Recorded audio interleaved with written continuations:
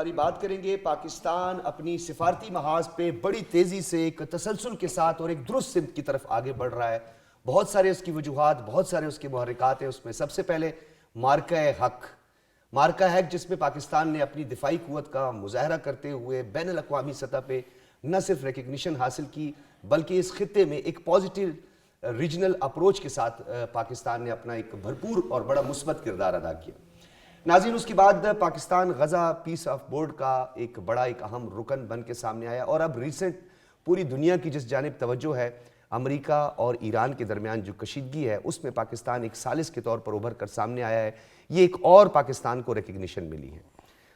OIC کی سمٹ کی بات کریں، مختلف وزرائے اعظم یہ صدور کے پے در پے دوروں کی بات کریں، ایک تسلسل کے ساتھ پاکستان جو ہے وہ سفارتی کامیابیاں سمیٹ رہا ہے. عالمی سطح پر اور بین الاقوامی سطح پر جو پاکستان کا مثبت تشخص ہے وہ اجاگر کیا ہے پاکستان کی عسکری اور سیاسی قیادت نے. منافقت ایک جانب ہے جی، تنقید برائے تنقید کا سلسلہ اپنی جانب ہے، لیکن پاکستان کی کامیابی کو ہر سیاسی جماعت کو اپنی کامیابی سمجھنا چاہیے، نہ کہ اس کو ایک سٹنٹ کے طور پر استعمال کریں. ناظرین، 2 دہائیاں گزر چکی ہیں اور قزاقستان سے کوئی بھی صدر جو ہے انہوں نے پاکستان کا دورہ نہیں کیا تھا. 2 دہائیوں کے بعد آپ کو بتاتے چلیں کہ صدر قاسم جومارت نے پاکستان کا دورہ کیا ہے. انتہائی اہم یہ دورہ ہے تجارتی وفد کے وہ ہمراہ ہیں، معدنی وسائل سے مالا مال، اور سینٹرل ایشین سٹیٹس کی جہاں ہم بات کریں تو پاکستان کے ساتھ جو ریجنل کنیکٹیوٹی ہے اس میں یہ تمام ممالک اور اس کے ساتھ ساتھ آپ کو یہ بھی بتاتے چلیں کہ ازبکستان کے صدر بھی پاکستان تشریف لا رہے ہیں. ایک تسلسل ہے کیونکہ جو پاکستان ہے وہ ریجنل کنیکٹیوٹی میں جیسے پہلا فلیگ شپ منصوبہ تھا سی پیک کا، چائنا پاکستان اکنامک کوریڈور، جس کو بیلٹ اینڈ روڈ انیشیٹو کہا گیا صدر شی جن پنگ کی جانب سے، پاکستان کو اس میں مرکزی حیثیت حاصل ہے. اسی طرح پاکستان کو بین الاقوامی سطح پر بالخصوص جنوبی ایشیا میں ایک مرکزی حیثیت حاصل ہو گئی ہے. اور آپ کو یہ بھی بتاتے چلیں قزاقستان کے اس دورے کے بعد پاکستان کے ساتھ قزاقستان نے 37 مختلف یادداشتوں پر دستخط بھی کیے ہیں، جس میں تجارت ہے، سرمایہ کاری ہے، توانائی، صحت اور دیگر جو شعبے ہیں اس میں بالخصوص توانائی کے حوالے سے فوکس رکھا گیا ہے. مزید اس میں کیا ڈیولپمنٹ ہو سکتی ہے، اس دورے کے کیا مقاصد ہو سکتے ہیں، اس کا کیا پازیٹیو امپیکٹ ہوگا، اس حوالے سے ہم ماہرین سے بات کریں گے. سب سے پہلے تعارف کرواتے چلیں، آغا اقرار ہارون ہمارے ساتھ موجود ہیں، کسی تعارف کے محتاج نہیں ہیں، بین الاقوامی کے ماہر ہیں، سینئر تجزیہ کار ہیں. بہت شکریہ آغا اقرار ہارون صاحب آپ کا. عبداللہ محمد صاحب ہمارے ساتھ موجود ہیں، سینئر تجزیہ کار ہیں، بین الاقوامی امور کو سمجھتے ہیں. عبداللہ محمد آپ کا بھی بہت بہت شکریہ. جمیل احمد خان صاحب ہمارے ساتھ موجود ہیں، فارمر امبیسڈر ہیں، کسی تعارف کے محتاج نہیں، بلکہ جب میرے پروگرام میں جمیل احمد خان صاحب ہوتے ہیں تو کافی تسلی ہوتی ہے، کیونکہ وہ پہلو جو بعض اوقات قلیل وقت کی وجہ سے ہم بھول جاتے ہیں یا ہم سے نظر انداز ہوتے ہیں، ان کو بھی جمیل احمد خان صاحب بڑی خوبصورتی سے جو ہے وہ کوزے میں بند کرتے ہیں. جمیل احمد خان صاحب آپ سے گفتگو کا آغاز کرتے ہیں. سر، آپ کا سفارتی تجربہ اور آپ کا ایک متحرک رہنا ایک ڈپلومیٹس کے ساتھ اور آپ کا جو انٹریکشن ہوتا ہے اس سے فائدہ اور استفادہ اٹھاتے ہوئے سوال یہ ہے سر کہ اس دورے کا کیا پازیٹیو امپیکٹ ہوگا، اس کی کیا اسٹریٹجک امپورٹنس ہے، اور پاکستان کو بین الاقوامی سطح پر اس ریکگنیشن کے اور کتنے محرکات اور وجوہات ہیں؟ چلیں، بہت شکریہ. Great to be with you again and thanks for a very enticing introduction. میرے متحرک ہونے کا یس، جب اگر آپ بین الاقوامی امور میں دلچسپی لیں اور اب آپ اپنی ایکٹیویٹیز مختلف پاکستانی اداروں کے ساتھ جاری رکھیں، میں ایک اور معاونت کار ہوں آغا خان گروپ اور آغا خان یونیورسٹی کے بالکل ساتھ، سر، تو مجھے بالکل. یقیناً متحرک رہنا پڑتا ہے. آج بھی میں نے تین سفراء سے ملاقات کی ہے اور ان تمام کے لیے یہ ایک جو ہم جس کو موضوع پر آج گفتگو کر رہے ہیں ان تمام کے لیے یہ دلچسپی کا حامل تھا کہ پاکستان کا متحرک ہونا، پاکستان کی جس طریقے سے آؤٹ ریچ پڑ رہی ہے مختلف ممالک کے ساتھ، اور پاکستان جس طریقے سے اپنے فارن پالیسی کو لے کے چل رہا ہے، لب رباب بتا رہا ہوں آپ کو میں، تو اس میں وہ دلچسپی رکھتے تھے. میری آج جو 3 سفیروں سے ملاقات ہوئی ہے، تو ایسے جب بھی ہوتا ہے انٹریکشن تو ایسے ہی ہوتا ہے. لیکن آ جاتے ہیں اس بات پر کہ پاکستان کی ابھی قازقستان کے حوالے سے، قازقستان کا بارڈر تقریباً تمام سینٹرل ایشین کنٹریز کے ساتھ کنیکٹیوٹی دیتا ہے، اور ہمارا قازقستان کے ساتھ اسلام آباد سے واخان کے ذریعے اگر ہم جائیں تو تاجکستان صرف ہمارے پاس 435 میل ہے ہمارے، اور ہم ادھر سے تقریباً 100-150 میل اور جاتے ہیں تو قازقستان میں پہنچ جاتے ہیں، اور وہاں پھر 5 کنٹریز اور ہماری لیے کھل جاتی ہیں۔ تو قازقستان کی بڑی اہمیت ہے، پاکستان سے قریب بن جاتا ہے تاجکستان قازقستان واخان کوریڈور کے لحاظ سے۔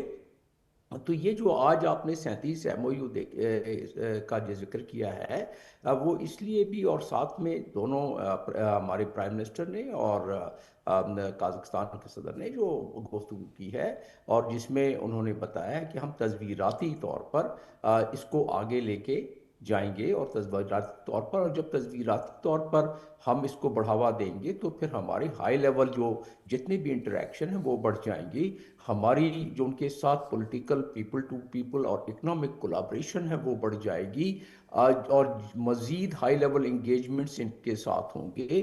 اور جو آپ نے دیکھا آج کے trade, health, sports, education, energy, culture اور باقی شعبہ جات میں جو ایم او یو سائن ہوئے ہیں، اس کو بڑھاوا دینے کے لیے ہماری ایک تو کنیکٹیوٹی، اور پھر میں اس سے بھی بعد میں جوڑ دوں گا جب اگلے سے اس میں آپ آئیں گے تو اس کو سی پیک اور بی آر آئی سے بھی اس کو جوڑ دوں گا میں، جی اس لحاظ سے بھی اس کی اہمیت بہت زیادہ ہے۔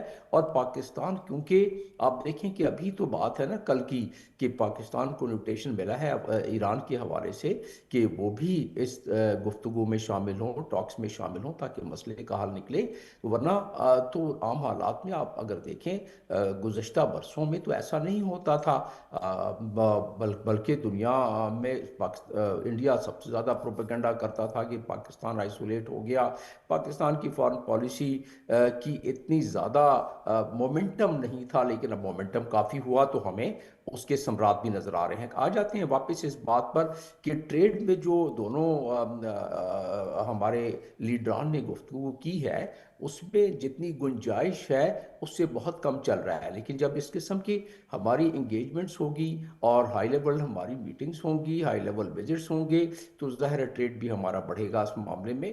اور اس میں انہوں نے جس طرح کہ اندیا دیا ہے کہ اب یہ بلینز اگلے آنے والے سالوں میں، جو قازقستان کے صدر کہہ رہے تھے کہ billions and billions of dollars it should reach, تو ٹھیک ہے۔ اگر اس کا اور بھی احاطہ کر لیں تو قازقستان جو ہے اس کا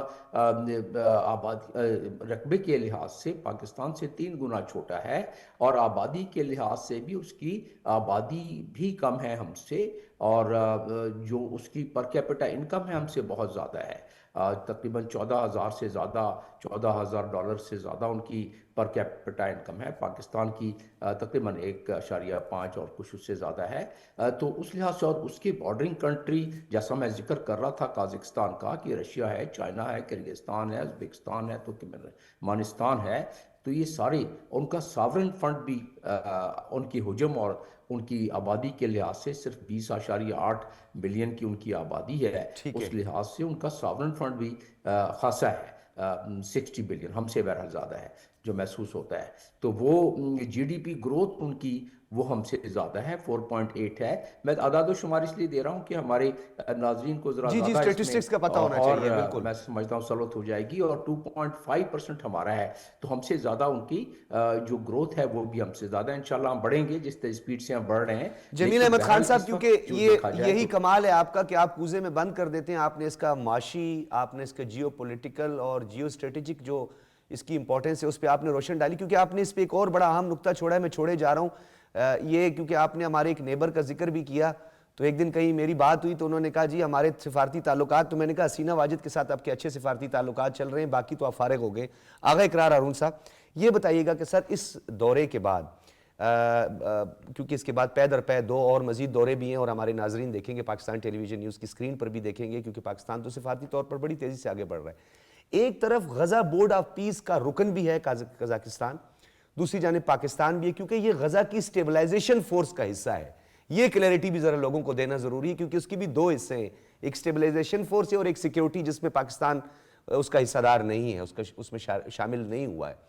تو اس حوالے سے بھی اس پہ ذرا روشنی ڈالیے گا کہ اس کی ٹائمنگ کتنی امپورٹنس ہے۔ بہت شکریہ ڈاکٹر صاحب، آپ نے بڑی اچھی بات کی کہ ایک تو اپنے غزہ کے ریفرنس سے بات کی، اور سیکنڈلی آپ نے مجھے ٹائمنگ کی بات کی۔ دیکھیں قزاقستان ٹیکنیکلی اسپیکنگ جو ہے سینٹرل ایشیا کا سب سے بڑا ملک ہے رقبے کے لحاظ سے، اور جہاں تک بات ہے آئل اینڈ گیس کی، اس میں بھی سب سے زیادہ آپ کہہ سکتے ہیں کہ اس کے پاس ہے ریسورسز اس میں، اور انٹرنیشنلی اس کا اسپیکٹرم ہمیشہ سے بہت زیادہ رہا ہے. یہ جو آپ کی ایس سی او ہے نا، ایس سی او کا بیسکلی فاؤنڈر کون تھا؟ S C O was the idea of Nursultan نظروف، جو کہ ان کے فاؤنڈنگ پریزیڈنٹ تھے. ان کا آئیڈیا تھا ایس سی او، جس کے بعد میں ہم ممبر بنے ہیں. تو ان کا ہمیشہ سے ویژن رہا ہے، یعنی کہ ریجنل نہیں رہا ہے، گلوبل رہا ہے. اسی لیے آپ نے غزہ کی جب بات کی، کہاں غزہ اور کہاں قزاقستان، لیکن اس پہ قزاقستان اپنا ایک بہت امپورٹنٹ رول ادا کر رہا ہے. میں نے اس لیے تھوڑی سی بیک گراؤنڈ آپ کو بتا رہا ہوں کہ اگر آپ سینٹرل ایشیا کے کو آپ کو پتہ ہے کہ central Asia had been my core area of work, آپ کی اسپیشلٹی بھی آپ کا ایریا بھی ہے. جی جی، سنس 93. تو یہ قزاقستان کا ایک اپنے ڈائنامکس ہیں. وہ ہم سے بدقسمتی یہ ہے کہ ان کا ہمارے ساتھ بارڈر نہیں ہے، بیچ میں جو ہے دو کنٹریز سینٹرل ایشیا کی ہیں، اور پھر جا کے قزاقستان ہمیں ٹچ کرے گا. لیکن بیچ میں ایک امپیڈیمنٹ ہے، ایک اسپوائلر بیٹھا ہوا ہے جو کہ افغانستان ہے. جی جی، نہ کاسا 1000 نہ کاسا 1000 پاکستان پہنچ سکا، نہ ٹاپی پہنچ سکا، نہ یہ جو ویژن ہے ریلوے کا، یعنی کہ اپنا ٹرانس ریلوے کا ویژن ہے اس کا قزاقستان کا. آغا صاحب ایک مختلف ملٹیپل فیکٹرز تھے، لیکن ٹاپی میں تو ہندوستان بھی تھا. ٹاپی اس کو نکال دیں، اس کو نکال دیں. اس کے بعد اب دو ویژنز ہیں نا، ایک ہے وہ اپنا ازبکستان افغانستان پاکستان ریلوے کا، اور ایک ہے قزاقستان افغانستان وایا جو ہے ترکمانستان پاکستان ریلوے کا. یہ دونوں ویژن بھی جو ہے وہ مجھے ڈریم پروجیکٹ سے لگ رہے ہیں، جیسے کہ کاسا 1000 یا جیسے ٹاپی ہے. جہاں تک کنیکٹیوٹی کی بات ہے، کنیکٹیوٹی مجھے پاسبل نہیں لگ رہی ہے جب تک افغانستان کے حالات ٹھیک نہیں ہوں گے. جی، اس لیے ہم جتنا بھی بینک کریں کنیکٹیوٹی کو ریفرنس رکھتے ہوئے، تو میرے خیال میں وہ تھوڑا سا اوور پریگمیٹک ہوگا. ٹھیک ہے. اب آ جائے قزاقستان ہمیں کہاں کا سپورٹ کر سکتا ہے. دیکھیں جی، میں نے بہت ٹریول کیا ہے قزاقستان میں. ان کی جو یوتھ ہے وہ چاہے آئی ٹی ہو بہت آگے ہے، چاہے فنانس ہو، بینکنگ ہو، آپ سے بہت آگے ہے آپ سے. اور اس کے بعد mines and minerals, exactly mines and industries, جی جی، اور انڈسٹری، اور خاص کر آئل اینڈ گیس کی انڈسٹری. ہم قزاقستان سے بہت کچھ، اور ایون دیکھیں وہ ویٹ پیدا کر رہے ہیں. ٹھیک ہے، ان کا ویٹ کا وہ شاید ٹیسٹ ہمیں نہ لگے جو ہمارا ٹیسٹ ہے، لیکن وہ they are the basically basket of wheat of Central Asia. اور میرے خیال میں اس وقت افغانستان وہاں سے ویٹ لے رہا ہے، کیونکہ پاکستان نے بند کی ہوئی ہے اس کی ویٹ. تو قزاقستان کو بہت میں یعنی کہ ہائی پیڈسٹل کے اوپر دیکھتا ہوں، ایز اے آپ کہہ سکتے ہیں as a actor in Central Asia as well as connectivity with Pakistan. کیونکہ ان کے پاس اتنا ان کے پاس آئل اور گیس اتنا زیادہ ہے کہ وہ اگر ہفتے میں 4 فلائٹ بھی چلاتے ہیں نا تو ان کو کوئی فرق نہیں پڑتا ہے. اور مجھے لگ رہا ہے کہ اس وقت سینٹرل ایشیا کی کنیکٹیوٹی جو پاکستان سے ہے، اس کی for the timing immediately possibility جو ہے وہ صرف مجھے فلائٹس پہ لگ رہی ہے، یعنی کہ ایئر روٹ پہ لگ رہی ہے. کیونکہ آخری میں بات کرنا چاہ رہا ہوں، کیونکہ جو آپ کنیکٹیوٹی آپ کرنا چاہتے ہیں وہ اپنا سینٹرل ایشیا سے، یا آپ کے پاس ایران ہے یا آپ کے پاس افغانستان ہے، یا اگر آپ تاجکستان سے جاتے ہیں جہاں پہ ہمارا آلریڈی کاشی سے ہوتے ہوئے، ایران بینگ اے اپنا under sanction of U S, اس کو آپ سسٹم سے انٹرنیشنل گلوبل میپ جتنے ہیں ٹریڈ اینڈ ٹرانسپورٹ کے، اس میں رکھا ہی نہیں گیا ہوا ہے. ہمارے پاس 2 آپشن رہ جاتے ہیں، افغانستان اور کاشی کا راستہ تاجکستان سے. یہی ہے اسٹیٹس. ٹھیک ہے. اچھا عبداللہ، آپ کی طرف آئیں گے. دونوں رہنماؤں نے، یعنی صدر جو ہیں انہوں نے اور وزیر اعظم پاکستان دونوں نے ایک بزنس فورم سے خطاب بھی کیا، اور بڑا ایک اہم نقطہ جو ہے وہ قزاقستان کے صدر نے خود اٹھایا کہ پاکستان کی ترقی عالمی سطح پر تسلیم کی جا رہی ہے، جو کہ بالخصوص دفاعی ترقی ہے. اس کا ذکر انہوں نے انڈیا خود بھی دیا ہے. تو 1-2 پہلوؤں پر تو ہم نے بات کی، ریجنل کنیکٹیوٹی پر بات کی اور اس کی اسٹریٹجک اور جو دیگر امپورٹنس پہ ہم نے بات کی.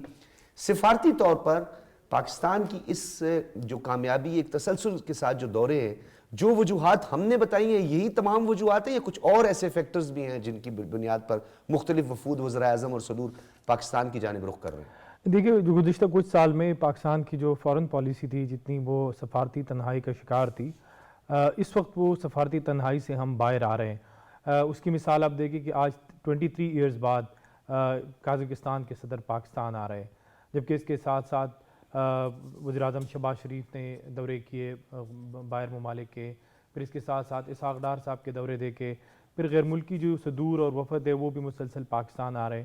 تو پاکستان کی جو اس وقت انٹرنیشنل ایکویشن ہے فارن پالیسی کا یا کانفلکٹ کا، اس میں اس کی ایک ریلیونس تو ہے، جسے ہم نے دیکھا کہ غزہ پیس بورڈ میں پاکستان کی ایک اہمیت جو ہے وہ سامنے آئی ہے.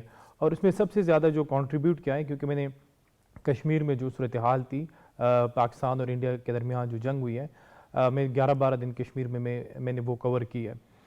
تو اس کی بنیاد پر میں کہہ سکتا ہوں کہ جو معرکہ حق تھا اس میں جو انڈیا کی ایک اجارہ داری جنہوں نے بنائی تھی اس ریجن کے اندر، وہ بہت زیادہ مطلب اس سے ڈیمیج ہو گئی. ایک تو یہ کہ پہلگام کے تناظر میں وہ کوئی ثبوت ابھی تک شواہد پیش نہیں کر سکے، اور پھر انہوں نے جو حملے کیے اس کا جس طرح ہم نے جواب دیا، تو اب انڈیا کی جو اجارہ داری ہے وہ دنیا نے دیکھ لی، اور اس کے ساتھ ساتھ جو پاکستان کی دفاعی رسپانس تھا اس کو بھی دنیا اس وقت دیکھ رہی ہے. تو یہ ایک چیز ہے کہ غزہ پیس بورڈ کے اندر ہماری کنٹریبیوشن ہے. پھر اس کے ساتھ ساتھ بنگلہ دیش جو پوسٹ 71 کے بعد ہمارے تعلقات بہت زیادہ خراب تھے، لیکن اس کے بعد ہم نے دیکھا کہ سیکرٹری خارجہ آمنہ بلوچ گئی، اس کے بعد وزیر خارجہ اسحاق ڈار گئے، اور جب بنگلہ دیش نے ڈیمانڈ کیا کہ ایکسٹریڈیشن ہو شیخ حسینہ کی، تو پاکستان نے اس پہ کوئی رسپانس نہیں دیا. تو میں نے جب اپنے سفارتکاروں سے پوچھا تو انہوں نے کہا کہ دیکھیے بنگلہ دیش کے ساتھ ہمارے تعلقات اس وقت استوار ہو رہے ہیں. تو آپ یہ سمجھتے ہیں کہ عبداللہ صرف ریلیونس، کیونکہ ریلیونس تو اگر دیکھیں ایک حساب سے بھارت کی اور چائنا کی بھی ریلیونس ہی بنتی ہے، لیکن وہ تو بالکل ارریلیونٹ ہو گیا ہے بھارت جو ہے وہ عالمی طاقتوں کے سامنے. جی بالکل، دیکھیے اب جو ایران اور امریکہ کے درمیان ہو رہے ہیں، پاکستان کو بھی دعوت ملی ہے اور پاکستان اس میں شرکت کرنے جا رہے ہیں، جبکہ اس کے ساتھ ساتھ ڈونلڈ ٹرمپ کی جانب سے پاکستان کو دعوت دی گئی کہ وہ غزہ پیس بورڈ میں شمولیت اختیار کرے. تو یہ صرف ریلیونسی نہیں ہے، جو اس وقت ایمرجنگ جو چیزیں ڈیولپ ہو رہی ہے اس ریجن کے اندر، اس میں پاکستان کو بائی پاس نہیں کیا جا سکتا. لیکن سب سے بڑی چیز یہ کہ ماضی میں ہم نے بہت زیادہ نقصانات اٹھائے ہیں، تو اگر ہم جس چیز کا بھی حصہ بننا چاہتے ہیں، جس گروپ کا حصہ بننا چاہتے ہیں، یا جو ہماری فورن پالیسی ہم نے کوئی فیصلے کرنے، تو وہ فیصلہ پاکستان کا پارلیمنٹ کرے، اور ہم نے اپنے فوائد دیکھنے ہیں، اپنے فائدے دیکھنے ہیں، اپنے اسٹریٹجک لوکیشن کو دیکھتے ہوئے ہم نے کوئی نقصانات نہیں دیکھنے، ان میں کوئی نئی جنگ جو ہے. اچھا، یہ جو آپ نے عبداللہ جو نقطہ اٹھایا ہے میں اس کو آگے بڑھاؤں گا، اور یہی بڑا امپورٹنٹ نقطہ ہے. جمیل احمد خان صاحب، ہم نے اپنی تصویراتی اہمیت کو کیش نہیں کیا، اس سے استفادہ نہیں کیا. بڑی بہترین لوکیشن ہے، میں اس کی کیا تفصیلات میں جاؤں. بلوچستان کے اندر جو ہے وہ ایک ہمیں نظر آ رہی ہے شورش نظر آ رہی ہے. بلوچستان کے اندر جو دہشت گرد ہیں، فتنۃ الہندوستان جو ہے اس کے ٹیررسٹ جو ہیں، ان کے حوالے سے چائنا نے بھی بڑی شدید مذمت کی ہے، اور بلوچستان کے اندر جو حالیہ حملے ہیں اس دہشت گردی کے خلاف پاکستان کی حمایت جاری رکھنے کے عزم کا اعادہ بھی انہوں نے کیا. اور چین کے وزارت خارجہ لین جان نے معمول کی میڈیا بریفنگ کے دوران بلوچستان میں گزشتہ ہفتے ہونے والے جو حملے ہیں اس کے متعلق ایک سوال کیا گیا، تو انہوں نے بڑا سخت اس کا رسپانس دیا کہ ان پہ ہمیں شدید جو ہے مذمت انہوں نے کی ہے. تو چین جو ہے یعنی بیجنگ، ماسکو اور اسلام آباد بالخصوص جو ہے اس دو فیکٹر جو ملٹیپل فیکٹر ہیں، کیونکہ جو یہاں کے بینڈ آؤٹ فٹس ہیں ان کو افغانستان کی سوائل جو ہے وہ اس کے بینیفیشری وہاں پہ وہ فائدہ حاصل کر رہے ہیں. چین کے بھی اس حوالے سے کنسرنز ہیں. ماسکو اس حوالے سے 3 بڑے اہم سمٹ کروا چکا ہے، جس سے ہندوستان تو ایک مرتبہ رائے فرار بھی اس نے اختیار کر لی تھی. تو چائنا کے فارن آفس کی جانب سے بلوچستان کے اس دہشت گرد حملے کے حوالے سے شدید مذمت، اور اوورآل اس سینیریو پہ ذرا روشنی ڈالیے گا سر. یہ آہستہ آہستہ افغانستان کے لیے ذرا مشکلات سامنے نظر آ رہی ہیں، اس لیے کہ اگر دیکھا جائے تو دنیا کی ایک رائے پوری پہلے جو دنیا اس معاملے میں تھوڑی سی تذبذب میں تھی کہ افغانستان شاید اپنی راہیں بہتر کر لے گا، لیکن اب دوحہ ایگریمنٹ کی مثال لے لیں، اس کے بعد جو سیکیورٹی کونسل کی 2 ریزولوشن پاس ہوئے ہیں اسی حوالے سے، اور افغانستان کے حوالے سے جو چلڈرن رائٹ، وومن رائٹ، اور جو 20 گروپ کے قریب دہشت گرد گروپ ہیں، اب تو اس سے بھی زیادہ بڑھ گئے ہیں. اس کی 3 رپورٹیں یا 4 رپورٹیں جو مانیٹرنگ ٹیم نے سیکیورٹی کونسل میں پیش کی ہیں، اگر ان تمام باتوں کا احاطہ کریں تو نہ صرف رشیا، چائنا، پاکستان، بلکہ سینٹرل ایشین دوسری جتنی بھی بارڈرنگ کنٹری ہیں افغانستان سے کسی نہ کسی طریقے سے افغانستان کی وجہ سے انہیں پرابلم ہو رہی ہے. کبھی کوئی واقعہ ہو جاتا ہے, کبھی کوئی دہشت گردی ہو جاتی ہے. پاکستان تو خیر ڈیلی اس چیز کو وٹنس کر رہا ہے. تو اب آگے منظرنامہ نظر کیا آ رہا ہے؟ کل ڈونلڈ ٹرمپ نے تو کہہ دیا کہ بگرام جو ہے وہ تو ہم لے لیں گے. تو یہ تمام جو عوامل جو 20 کے قریب وہاں پنپ رہے ہیں دہشت گرد گروپ, وہ دنیا کے لیے خطرے کی گھنٹی. ابھی تو چند مہینوں کی بات ہے, 4 مہینوں کی بات ہے کہ امریکہ کی ایک انٹیلیجنس رپورٹ نکلی ہے جس میں انہوں نے واضح کر دیا ہے کہ اگر ان کو کنٹرول نہیں کیا گیا جو دہشت گرد گروپ ہیں تو وہ امریکہ تک یا ویسٹرن کنٹری تک پہنچ جائیں گے. بلکہ پاکستان کے بھی اس رپورٹ میں کہا گیا کہ پاکستان کے لیے یہ سنگین خطرہ ہے. جمیل احمد خان صاحب, آپ نے مجھے یاد کرے, بڑی امپورٹنٹ یہ رپورٹ تھی جس میں انہوں نے کہا تھا کہ ہمسایہ ممالک بالخصوص پاکستان کے لیے یہ بہت خطرہ ہے. کئی مرتبہ پاکستان کا ذکر کیا گیا اور پاکستان کو ان کو پتہ ہے کہ پاکستان, اور نہ صرف یہ ذکر کیا گیا بلکہ پاکستان جو اپنے کل کے بیانات بھی جو ہمارے لیڈران اکابرین کی طرف سے آئی ہیں اس میں بلوچستان کے حوالے سے کہ جو ٹرانس فرنٹیئر ان کو مدد مل رہی ہے انڈیا کے طرف سے, عراق کی طرف سے, اس کا بھی ذکر کیا ہے. تو لہٰذا دنیا کو اب یہ علم ہوتا جا رہا ہے اور بات یہ ہے کہ ابھی ایک کامن انٹرسٹ بن گیا ہے کہ کس طرح افغانستان کے معاملے کو حل کیا جائے. مجھے تو آگے منظرنامہ کوئی بہتر نہیں معلوم ہو رہا ہے افغانستان کے لیے. مجھے تو ملٹی لیٹرل اپروچ کے ذریعے افغانستان کو کنٹرول کرنے والا منظرنامہ نظر آ رہا ہے. اور پاکستان نے تو پہلے کہہ دیا کہ افغانستان کے عام عوام تو ہمارے بھائی ہیں, وہ سب سے زیادہ غربت وہاں ہے, $400 سے بھی کم ان کی پر کیپٹا انکم ہے. بھوک افلاس ننگ وہاں وہ رقص کر رہی ہے پورے افغانستان میں. تو وہ پاکستان کو تو ایک عام عوام سے, افغانیوں سے دلی ہمدردی ہے اور ان کو اس کی تکلیف کا احساس ہے.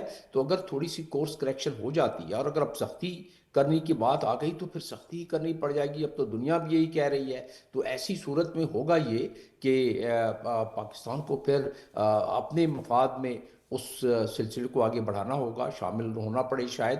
تو یہ معاملہ بن رہا ہے. اور کیونکہ دنیا کا انٹرسٹ تو اپنی جگہ پر, لیکن اس کے ساتھ ساتھ جو چائنا اور رشیا کا آپ نے ذکر کیا, یہ جب تک کہ کوریڈور یعنی کہ افغانستان کی کا معاملات کنٹرول میں نہیں آئے اور اگر یہ دہشت گردی وہاں اسی طرح رہی تو افغانستان کے معاملات کنٹرول میں تو نہیں آئیں گے. تو پھر یہ ساری ایس سی او, پھر یہ ساری ای سی او, پھر یہ دنیا کی جو گلوبل نارتھ سے گلوبل ساؤتھ کی طرف پوری جو ایک وزن بڑھ رہا ہے, اکنامک ٹلٹ آ رہا ہے, تو وہ کس طرح ہو سکے گا. تو لہٰذا تمام اشارے یہی ملتے ہیں. جی جمیل احمد خان صاحب, یہ جو آپ کا نقطہ ہے نا, اس کو آغا اقرار ہارون صاحب بڑا انہوں نے بھی امپورٹنٹ, جمیل احمد خان صاحب نے ایک نقطہ اٹھایا ہے. کیا افغانستان ہمیشہ معذرت کے ساتھ یہ کرائے کے اور وہ کیا کہتے ہیں سلیپر سیلز اور پروکسیز کا گڑھ بنا رہے گا, اور ہندوستان جو عالمی امن کے لیے جو پاکستان نے قربانیاں دی ہیں اس کو بھی زائل کر رہا ہے, اس کی نفی کروا رہا ہے, کیونکہ دہشت گردی اور انتہا پسندی کے خلاف جو ہے پوری دنیا نبرد آزما ہے. UN کے چارٹر, اقوام متحدہ کے ایجنڈے میں یہ چیزیں شامل ہیں. بھوٹان دیکھیں, سری لنکا دیکھیں, کینیڈا, امریکہ تک ان کی دہشت گردی ہے. پھر افغانستان کو جو ہے وہ پروکسیز وہاں پر بٹھا کر بلوچستان اور پاکستان کو ڈی اسٹیبلائز کر رہے ہیں. آپ نے دیکھا کہ ایران تک یہ معاملات آگے بڑھے, ان کی انٹیلیجنس نے کئی لوگوں کو گرفتار کیا اور جو غیر قانونی طور پر پناہ گزین تھے افغانی ان کو بھی نکالنا شروع کر دیا. تاجکستان بھی یہی سب کچھ کر رہا ہے. یہ سلسلہ کیسے چلے گا آگے سر؟ دیکھیں بات یہ ہے کہ افغانستان ہمیشہ ٹیررزم کو ایز اے ڈپلومیٹک لیوریج استعمال کرتا ہے. چھوٹی سی مثال میں آپ کو دیتا ہوں. وہاں اپنا چائنیز کمپنیز افغانستان میں کام کر رہی تھیں, پھر وہاں پہ جو سچویشن تھی لا اینڈ آرڈر کی, کچھ کمپنیوں نے وڈرا کیا, وہ وہاں پہ بھی کام کر رہی تھیں تاجکستان میں. تو آپ دیکھ لیں انہوں نے چائنیز کمپنیوں کو کیا میسج دیا, انہوں نے کہا کہ اگر افغانستان میں کام نہیں کرو گے تو پھر تاجکستان میں بھی ہم تمہیں نہیں کرنے دیں گے کام. 2 سال میں 5 حملے ہو چکے ہیں, اور میرے خیال میں if I am not wrong درجن کے قریب کیجولٹیز ہیں. کیا ہے وہ ایک میسج ہے چائنا کو کہ کام کریں گے تو اب یہاں کریں گے, ورنہ آپ کو تاجکستان میں بھی کام نہیں کرنے دیں گے منرلز اینڈ مائنز میں, کیونکہ آپ نے یہاں پروجیکٹ ختم کر کے وہاں جا رہے ہیں نا, آپ تو نہیں جائیں گے آپ. یہ ہے اپنا افغانستان کا لیوریج جو کہ وہ ڈپلومیٹکلی استعمال کرتا ہے. اب بات یہ ہے کہ پاکستان کے ساتھ اس کی ٹریڈ بند ہے, لیکن دوسری طرف اس کی ٹریڈ کھلی ہوئی ہے. اس کو تو کوئی فرق نہیں پڑا زیادہ, کیونکہ ٹریڈ تو اس سے کرنی ہے تو کسی سے ادھر سے کرے ادھر سے کر لے.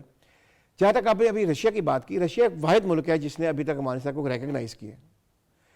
تو یہ اگر رشیا، چائنا، ازبکستان جس کا انوالومنٹ ہے ٹرانس بارڈر اس میں اپنا ریلوے نیٹ ورک میں، جس کا قزاقستان جو کہ وہ بھی ایک اپنا trans border railway network لے کے آنا چاہتا ہے، اور اس طرح ترکمانستان جس کی ٹاپی بند پڑی ہوئی ہے. جی یہ اگر سارے ٹھیک ہے، تاجکستان کے ذہن کے تعلقات کبھی بھی اچھے نہیں رہے ہیں، تو اس میں میں کاسا کی بات نہیں کرتا ہوں، لیکن کرگزستان کا تو پروجیکٹ بند پڑا ہوا ہے نا.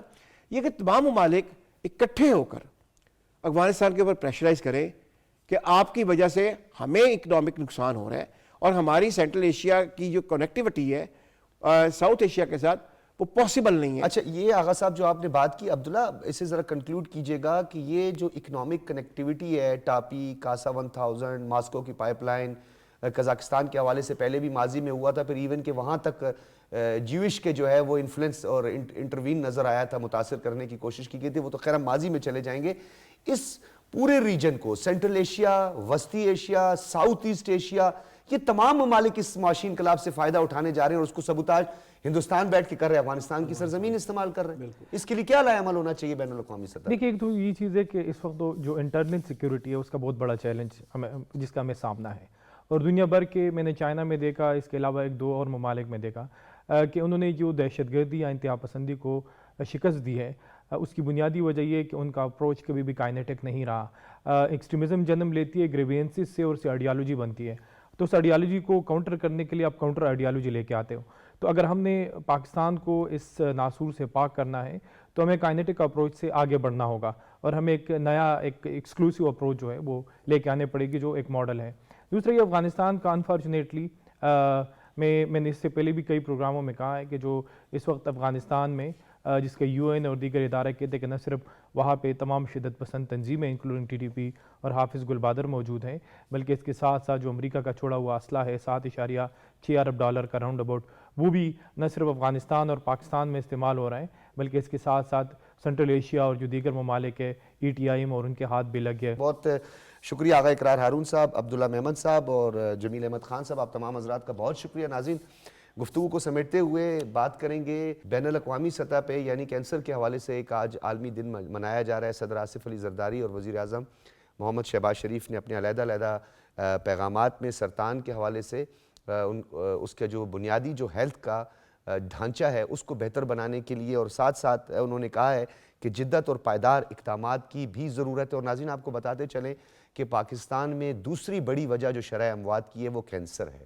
جس کی وجہ سے اموات کی تعداد میں بہت زیادہ اضافہ ہو رہا ہے. بچوں کے سرطان کے لیے خصوصی جو ہے حکومت اقدامات کر رہی ہے کہ اس سے بچا جا سکے، اس کے لیے جامع اور قومی ایک حکمت عملی کی ضرورت بھی ہے. صدر آصف علی زرداری نے کہا ہے پبلک پرائیویٹ شراکت داری کے تحت منتخب مریضوں کو مفت علاج کی سہولیات مہیا کی جا رہی ہیں، یہ صدر آصف علی زرداری کا کہنا ہے. اور ساتھ میں شہریوں اور طبی ماہرین، یہ تمام جتنے بھی عوامل ہیں ان کو شامل ہو کر سرطان کے خلاف غیر معمولی جو ہے وہ اقدامات کرنے ہیں، اور جو ہمارا ہیلتھ کیئر انفراسٹرکچر ہے یا جو ہمارے صحت کا بنیادی ڈھانچہ ہے اس کو مزید بہتر بنانے کے لیے، اور کمیونیکیشن گیپ ختم کر کے روڈ انفراسٹرکچر اور زیادہ سے زیادہ ہاسپٹلز کی تعمیرات اور صحت کی بنیادی سہولیات مہیا کر کے ایسے امراض سے جان چھڑائی جا سکتی ہے. اجازت دیجیے، اللہ حافظ.